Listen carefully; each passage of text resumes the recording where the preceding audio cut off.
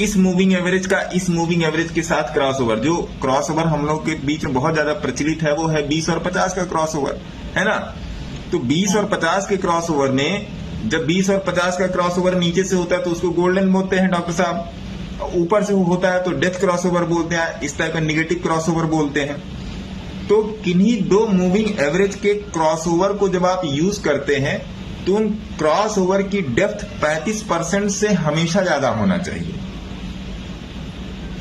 क्योंकि जब 35% से कम का अगर क्रॉसओवर रहेगा तो उस प्राइस के पलटने की संभावना या उस प्राइस के स्लिपेज की संभावना ज्यादा रहती है। इधर इट इज अपर साइड के लिए आप जाने के लिए तैयार हो या आप लोअर साइड जाने के लिए तैयार हो, है ना, दोनों ही केसेस में। इसीलिए किन्हीं भी दो मूविंग एवरेज के क्रॉस ओवर का डिफरेंशियल 35% से ज्यादा रखते हैं। जैसे 20 या 60 तो 20-50 हो गया। अगर आप 50 गुणे 200 को लेके चलते हैं, 50 इंटू 200 तो 50 चौके 200 हुआ, 50 इंटू 4 हुआ। तो हमेशा इस क्रॉस ओवर को 35% से ज्यादा पकड़ के चलते हैं। अगर 35% के नीचे है, चाहे छोटा टाइम फ्रेम हो तो बड़ा टाइम, वो कहीं ना कहीं आपको परेशान करेगा। इस बात को हमेशा ध्यान रखिएगा, और ये बड़ा ही गोल्डन रूल है क्रॉस ओवर का।